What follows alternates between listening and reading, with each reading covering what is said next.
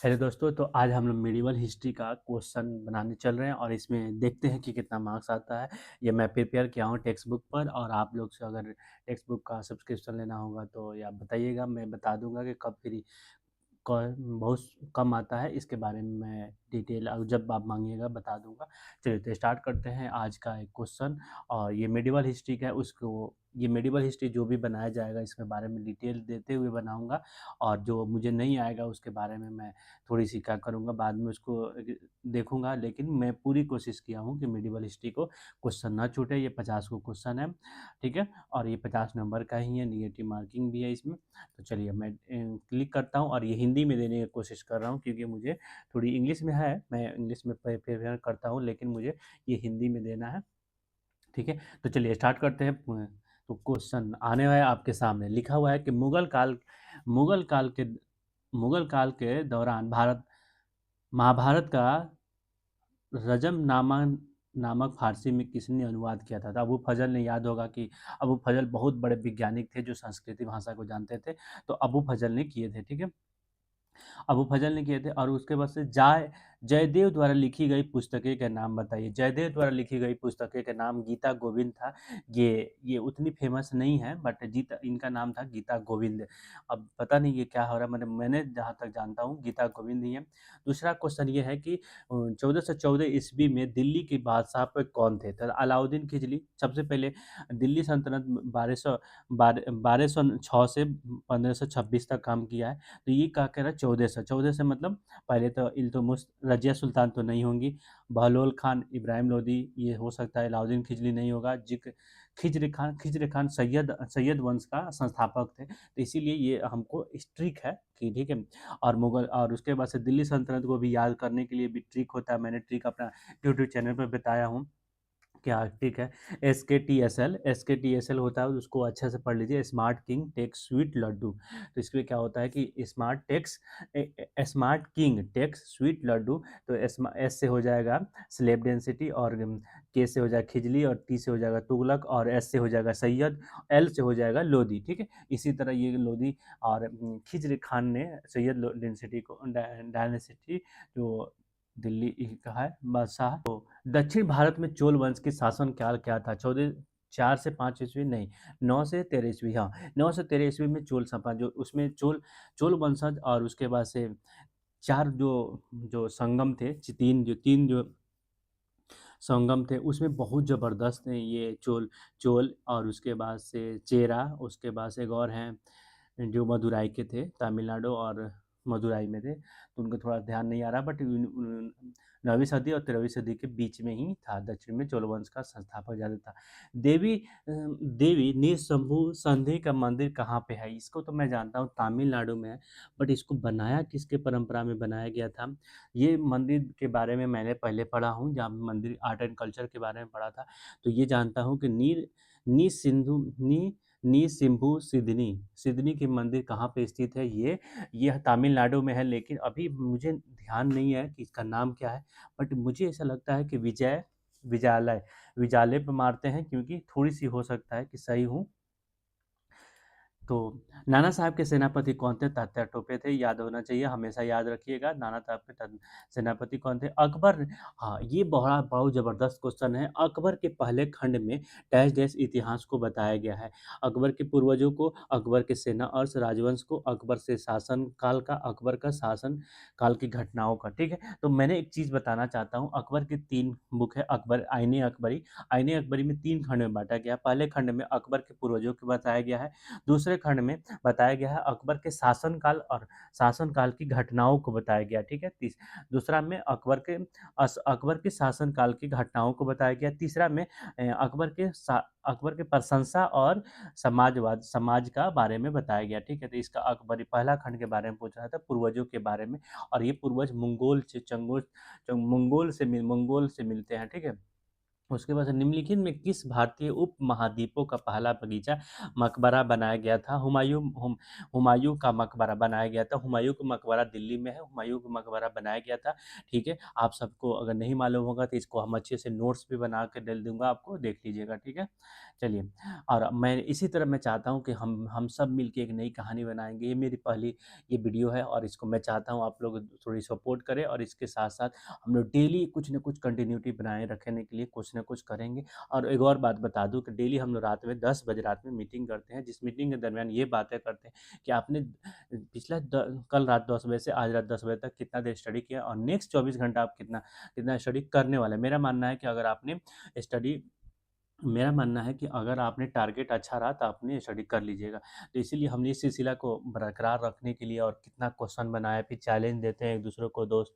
तो इस सब को अगर हम लोग मेरे साथ आते हैं जुड़ के नई कहानी बनाएंगे, प्लीज़ आइए 10 बजे। चलिए स्टार्ट करते हैं। अकबर के राजवंश मंत्री कौन थे? राजवंश के मंत्री होता है रिन्यूअल रिवेन मैंने जो पैसा इकट्ठा करता है, तो बीरबल तो वो उनके थे। अबू फजल जो नौरत्नों में से थे। राजा मान सिंह जो ये भी नवरत्नों में से थे। मुझे लगता है कि राजवंश मंत्री थे राजा टोंडमल, ठीक है, टोडरमल थे। निम्नलिखित में से किसने अकबरनामा लिखा है? तो ये सारी कोई जानता है, अबू फजल ने लिखा है। अबू फजल ने ही लिखे हैं। ठीक है, ठीक है। मुगल वंश किसके वंशज थे? मुगल वंश याद रखिएगा मंगोल, चगताई तुर्क मंगोल थे। चगताई चाहे कि अकबर ने अपने अकबरनामा में बताया है। ठीक है, आईने अकबरी में बताए हैं। 11वीं शताब्दी के वशिष्ठ सिद्धांतों को प्रेरणा विष्णु की गुप्त अटूट भक्ति के मोक्ष प्राप्ति के सर्वोत्तम साधन मानने वाले रामानुज का जन्म भारत के किस राज्य में हुआ था? याद रखिएगा रामानुज साउथ के हैं। याद रखिएगा रामानुज साउथ के हैं, तो ये केरल और तमिलनाडु है, जिसमें गुजरात और महाराष्ट्र में तो हो नहीं सकते हैं क्योंकि रामानुज साउथ के थे। तो केरल के में भी ना हो, तमिलनाडु को हो सकते हैं, ये कंफर्म है। मैं देखिए इसी तरह बनाया जाता है। अगर कंफर्म नहीं है तो सबसे पहले ये बताइए कि कौन कौन से नहीं होंगे। तो यहाँ पे हमने किया हूँ कि गुजरात के पहले काटा और महाराष्ट्र का तो काट दिए। केरल और तमिलनाडु में देखना था। मैंने देखा कि मैंने ऑब्जर्व किया कि मैंने क्या कि रामानुज के बारे में पढ़ा हूँ, जो बहुत ये ये 11वीं शताब्दी के भी हैं, और इसके बाद में पहले भी पढ़ा हूँ थोड़ी मोड़ी टीचर से। तो ये तमिलनाडु के ही लगते हैं। देखते हैं आगे क्या आंसर सही होगा कि नहीं। 13वीं से 17वीं शताब्दी के बीच धार्मिक संत कवि ज्ञानेश्वर नामदेव एकनाथ और तुकाराम की किस भारतीय राज्य से संबंध थे? एक और चीज़ है इसमें, एक और क्वेश्चन मैं बताऊंगा। तो सबसे पहले इसका आंसर होगा महाराष्ट्र। इस महाराष्ट्र का इसलिए हो रहा है क्योंकि मैंने इससे पहले एक क्वेश्चन में पढ़ा था कि चौथी चौ चौदह नहीं नहीं,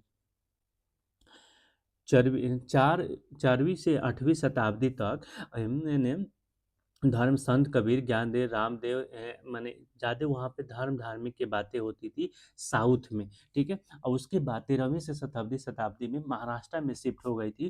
ठीक है, तो इसीलिए मैंने यहाँ पे महाराष्ट्र डाला हूँ। इनमें से कौन से धार्मिक साहित्य गोस्वामी तुलसीदास द्वारा लिखी नहीं गई थी? सबसे पहली बात कौन कौन से लिखी गई है उसको हटा दीजिए, लिखी नहीं गई है। याद रखिएगा यहाँ पे क्या लिखा हुआ है, लिखी नहीं गई है। तो जो पहले लिखी गई उसको हटाइए। रामचरितमानस लिखी गई है। हनुमान बाहु जो हनुमान राम जी के जो पता नहीं क्या कहते हैं उनको, ये थे हनुमान जी के साथी थे। और उसके बाद से विजय पत्रिका हाँ, विजय पत्रिका जब हनुमान जी जीते थे तो लिखा गया था। सूर सरवानी ने नहीं लिखे हैं। ठीक है, तो 1577 में अमृतसर में श्री दरबार सिंह स्वर्ण मंदिर के नींव किस चौथे गुरु ने रखे थे? सबसे पहले याद रखिएगा स्वर्ण मंदिर, जिसको गोल्डन टेम्पल के नाम से जाना जाता है, जो अमृतसर में है। ठीक है, अमृतसर में है। ठीक है, अमृतसर में। और उसके बाद से ये चौथे गुरु जो थे उसी के। एक और बता दूं कि गुरु अर्जुन देव जी ये 5 साल में ही बने थे। 5 साल में ही ये गुरु बन गए थे। ये एक चीज मैं बता दूं, सबसे पहले बता दूं, याद रखिएगा, गुरु अर्जुन देव जी ने 5 साल में ही बन गए थे, ठीक है। तो अभी इसके हमको क्या पूछा गया कि किसने अमृतसर की नींव रखा था। अमृतसर नहीं, गोल्डन स्वर्ण मंडी का नींव किसने रखा था, ठीक है। तो स्वर्ण मंदिर का किसने रखा था? रामदास जी ने। गुरु रामदास जी ने रखा था। और ये भी याद रखिएगा, ये चौथे गुरु हैं, ठीक है। ये चौथे गुरु हैं, ठीक है। ठीक है। सिख धर्म के संस्थापक गुरु नानक देव के जन्म किस निम्नलिखित में किस वर्ष हुआ था? तो 1459 में हुआ था। आपको लोग को पता नहीं, मालूम है कि नहीं, बस याद रखना पड़ेगा क्योंकि ये क्वेश्चन पूछता है। और एक और बात है, अगर इनका स्थान पूछा जाए तो ये अभी स्थान वर्तमान में पंजाब नहीं, पाकिस्तान में है, ठीक है। गुरु नानक देव जी का जन्म पाकिस्तान में हुआ है अभी, ठीक है। तो चलिए क्वेश्चन जल्दी बनाते हैं, क्या कि 50 क्वेश्चन है अभी, हम मेरे पास 19 मिनट टाइम है। तो ठीक है, 34 क्वेश्चन है। निम्नलिखित में कौन से सूफी संतों का पुण्य तिथि है जो आमतौर पे संबंधित संत दरगाहों और मजार को किया जाता है, उर्स किया जाता है? याद रखिए, ईद उल फित्र, ईद उल अजहा, ईद उल फित्र ईद की नमाज, मुहर्रम मुसलमानों का है, और ईद उल अजहा ये बकरीद है, ये ईद है, मुहर्रम है, ये उर्स का है। दिल्ली सल्तनत में एकता के धारक जो एकता की प्रशंसा प्रमुख रूप से कार्य करते थे, वो डैश डैश के रूप में नामित किए गए थे दिल्ली सल्तनत में एकता। तो देख, सबसे पहले काजी और आरजी और वजीर नहीं थे, मुफ्ती ये थे, ठीक है। 18 के मुक्ति, यह देख रहिएगा, मुक्ति जो मुफ्ती होते हैं। दिल्ली सल्तनत का पहला शासक कौन था? दिल्ली सल्तनत का पहला शासक कौन था? सबसे पहले इसका ट्रिक मैंने बताया था, SKTA जो smart king take sweet laddu. इसके बारे में ट्रिक जाके देख लीजिए, ट्रिक सेक्शन में मैंने डाला हुआ हूँ, ठीक है। तो इसका क्या थे? कुतुबुद्दीन ऐबक ने थे, ठीक है। दिल्ली सल्तनत के पहला शासक कौन थे? पहला शासक, संस्थापक कौन और हो जाएंगे, और शासक कौन थे? तो कुतुबुद्दीन ऐबक थे, ठीक है। 1532 में जब हुमायूं ने गुजरात पर आक्रमण किया, उस समय गुजरात के शासक कौन थे? तो याद रखिए, बहादुर शाह थे उस समय। बहादुर शाह ने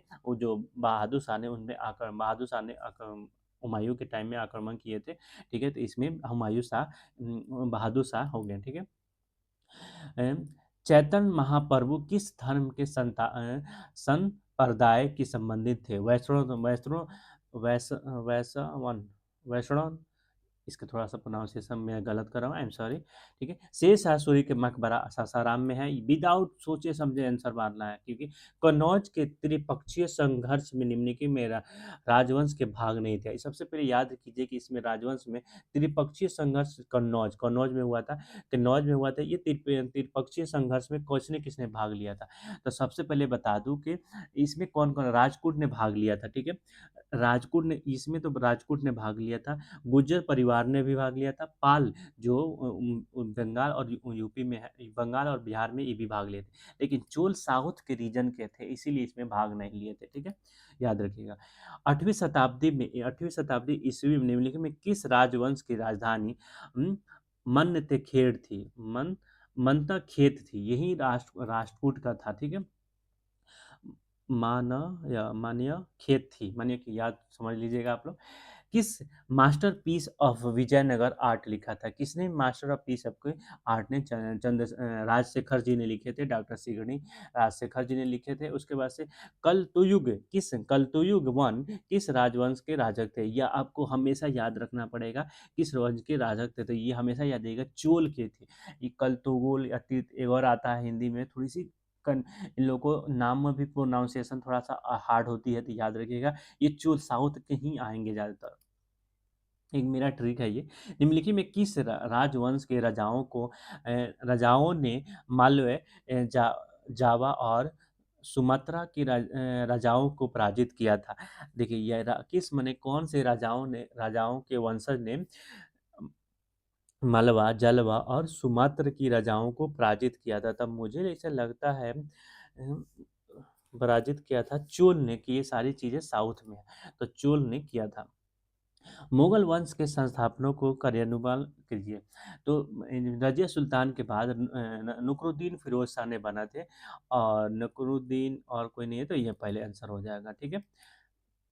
निम्नलिखित में कौन से इल्तुतमिश के बारे में सत्य है? इल्तुतमिश जो रजिया सुल्तान के बाप और कुतुबुद्दीन ऐबक के दामाद, कुतुबुद्दीन ऐबक के दामाद थे। कुतुबुद्दीन ऐबक की पुत्री से विवाह किया था, ठीक है? पहली क्वेश्चन सही है। वो लाहौर के गवर्नर नहीं, ये गवर्नर नहीं थे, ये दास थे, ठीक है?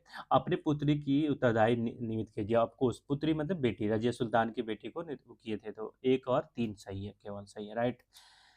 निम्नलिखित में किस दिल्ली सल्तनत के पहला संप्रभुत्व शासन माना जाता है? तो ये हमेशा याद रखिए, मैंने इसका क्वेश्चन बताया था कि शमसुद्दीन इल्तुतमिश इल्तुतमिश को माना जाता है, लेकिन पहला शासक के नाम पे कुतुबुद्दीन ऐबक ही थे, लेकिन संप्रभु माने बहुत ज़्यादा ताकतवर माना जाता है, शमसुद्दीन इल्तुतमिश को ही माना जाता है। मैंने इसे क्वेश्चन बहुत पहले आपको बता दिया हूँ, ठीक है? चलिए अभी बहुत जल्द क्वेश्चन बनाना है। कितना बाकी है? 20 क्वेश्चन 15 मिनट में। निम्नलिखित में से किस दिल्ली सल्तनत की रक्त और लहू की नीति अपनाई? रक्त और लहू की नीति अपनाई। रजिया सुल्तान के बाद नुकरुद्दीन बने, नुकरुद्दीन के बाद गयासुद्दीन बलबन ने बने, ठीक है? तो गयासुद्दीन बलबन ने ये सारी चीजें अपनाए थे, ठीक है? याद रखिएगा। कुतुबुद्दीन ऐबक के निम्नलिखित में किस बाहरी खेल का शौक था? तो याद रखिएगा, पोलो का बड़ा उनको शौक था, पोलो को, ठीक है? पोलो आप लोगों को मालूम होगा कैसे खेला जाता है। पोलो को बड़ा बाहरी बाहरी मतलब बाहर के लोगों का गेम था। भारत में मोहम्मद गोरी का वायसराय और सैनिक का कमांडर किसे किया गया था? देखिए, मोहम्मद गौरी ही आक्रमण किया था पृथ्वीराज चौहान के, ठीक है? तो उस समय जब मोहम्मद गौरी ने जीता, तो उस टाइम वायसराय कुतुबुद्दीन ऐबक थे। उसके बाद से यही ने दिल्ली सल्तनत के नींव रखा, ठीक है? कुतुबुद्दीन ऐबक। पाल वंश के निम्नलिखित में शासकों को कालानुपाल क्रम से बताइए, ठीक है? सबसे पहले बताइए पाल वंश के देवगुप्त, देवपाल या धर्मपाल? नहीं नहीं, देवपाल, देवपाल ही, नहीं नहीं, देवपाल नहीं, श्रीपाल या कुछ ऐसे करके संस्थापक है, मैं उसको नाम इसमें नहीं मेंशन है। तो इसका परंपरा का होगा धर्मपाल, उसके उनके बाद धर्मपाल है, देवपाल है, महिपाल है, नैलपाल है, तो यही आंसर होगा, ठीक है? निम्नलिखित में किसने खिजली वंश का स्थापना की? खिजली वंश की स्थापना की किसने? खिजली वंश की स्थापना की दिल्ली में किसने खिजली वंश की स्थापना की? तो खिजली वंश की स्थापना तो आप लोग को भी मालूम है कि खिजली वंश का था, जलाउद्दीन खिजली ने किया था। अलाउद्दीन तो उनको मार के बना था। 1309 में, तेरह से ये एक सेकंड, मैंने 35 का आंसर कितना, 35 का जलाउद्दीन, अलाउद्दीन नहीं होगा, जलाउद्दीन ही होगा सही। हमको लगा अलाउद्दीन पे मार दिए हैं, ठीक है? ठीक है, अब चलिए 1309 में किस काकतीय साम्राज्य की आक्रमण किया था? काकतीय सम्राट ने मलिक काफूर ने किया था, आई थिंक मलिक 36 में मलिक कफूर ने किया था, ठीक है? चलिए लिए बनाते हैं। मलिक कफूर में उड़ीसा के जागर के शासक भानुदेव द्वितीय वायरंग के देव के दिल्ली शासन में हुमायूं सल्तनत के खिलाफ लड़ाई से सहायता दिया था। किसके खिलाफ? मैंने ये भानुदेव द्वितीय के वारगन राय, मैंने वहाँ के उड़ीसा के जो साथ दिए थे लड़ाई दिल्ली को पराजित करने के लिए, और उसको मैंने दिल्ली सल्तनत को तोड़ने के लिए, दिल्ली सल्तनत पे लड़ाई करने के लिए, ठीक है? तो हमको लगता है गयासुद्दीन तुगलक के टाइम में ये किया गया था। उसके बाद गयासुद्दीन तुगलक के बाद हट गया था। दिल्ली सल्तनत जिसकी राजधानी दिल्ली थी, भारत के किस समुदाय किस समुदाय के किस दर्शनी थे? वहाँ पे मैंने दिल्ली सल्तनत में किस समुदाय के? तुर्की, अफ्रीकी तो नहीं थे, फारसी नहीं थे, अरबी नहीं थे। अरबी आए थे, मुस्लिम संस्थापक बस व्यापार करने आए थे। भारत के शुद्ध अरबी सिक्के के जारी करने वाले, ये आपको याद रखना पड़ेगा, इल्तुतमिश ने किया था। इल्तुतमिश जी ने किए थे, इल्तुतमिश ने किए थे, ठीक है? शकी वंश की निम्नलिखित में कालानुपाल क्या? याद रखिएगा। एक और बात बता दूं, ये बड़ा जबरदस्त है। सर की ये सब कोई भूल जाता है, लेकिन इसको याद रखिएगा। महमूद शाह, हुसैन शाह, मुबारक शाह, इब्राहिम शाह। इसका आंसर होगा, यार इसमें काल चार, इसमें क्वेश्चन में थोड़ी सी कंफ्यूजन है। मुबारक शाह पहले होनी चाहिए था, तो मुबारक शाह कोई है? हाँ, मुबारक शाह। ये याद रखिएगा, ये कहाँ पे, ये मुगल सल्तनत को मुगल सल्तनत को हट गए थे, और इनको यही ज़्यादातर तोड़े हैं, मुगल सल्तनत को अलग अलग हट गए थे। तो याद रखिएगा, इसमें क्या लिखा है? तारिक सिंध, तारिक सिंध लिखा है मिर्जा इन्हें मिर्जा मिर्ज़ा मासूम ने। तो सबसे पहले आंसर देखिए 1 और 3, तो इसमें कन्फ्यूज़न है, तो सबसे पहले सी का देखते हैं। एम तबाके-ए-अकबरी नहीं मालूम है। तारीख़-ए-अकबरी, तारीख़-ए-अकबरी, तारीख़-ए-अकबरी, आरिफ़ कांधावनी लिखे हैं, तो इसका मतलब हो जाएगा बी। ठीक है? 41 का बी हो जाएगा। ठीक है? इनमें दिल्ली सल्तनत में सुल्तान इल्तुतमिश के अधिकारी कौन थे? रज़िया सुल्तान था, आप लोगों को भी मालूम है। इसके बाद नुकरुद्दीन बने। पानीपत का तीसरा युद्ध मराठा साम्राज्य के डैश-डैश के बीच में हुआ था। दुर्यानी समाज के जो अदल साबा अदाली या बदाली कुछ करके नाम है, अदल शाह, उन्हीं के साथ। निम्नलिखित में किस मुगल राजकुमार के मालिक अंबर के साथ मिलकर हम पिता के विद्रोह में किए थे? किसने तो एक और बता दूं कि इसमें क्या हुआ था कि जो भाजसा होता है, BHA, मैंने बी मतलब बहादुर, एच मैंने हुमायूं, भाज एच मैंने जहांगीर, भाज BHA, भाज, बाबर, हुमायूं, अकबर, जहांगीर, शाहजहां, ठीक है।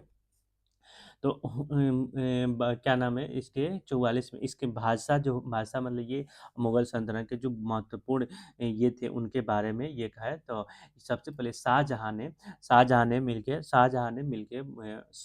मिलके किसके साथ किया था? जहांगीर के साथ।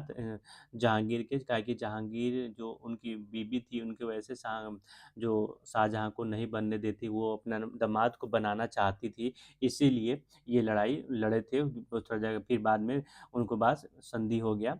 सूरी वंश के संस्थापक शेरशाह सूरी का मुगल नाम फरीद खान था, याद रखिएगा, फरीद खान था, ये याद था। 1567 ईस्वी में अकबर द्वारा चित्तौड़ पे आक्रमण करने के बाद चित्तौड़ का गवर्नर किसको बनाया गया था? आसफ खान को बनाया गया था। ये क्वेश्चन अभी MTS में पूछा, अगर कोई जानता हो याद रखेगा, ये क्वेश्चन पूछा है MTS में। निम्नलिखित में किस मुगल बादशाह का शासनकाल बहादुर शाह ने चित्तौड़ में आक्रमण किया था? हुमायूं ने, याद बता दें कि बहादुर शाह के इससे पहले इसी में क्वेश्चन था बहादुर शाह में कि मुगल सल्तनत के बादशाह कौन से ने गुजरात में चित्तौड़ में आक्रमण किए थे? तो हुमायूं ने ही किए थे। ठीक है, तो ये सारी क्वेश्चन हैं। जहांगीर के पिता एक कक्ष जहांगीर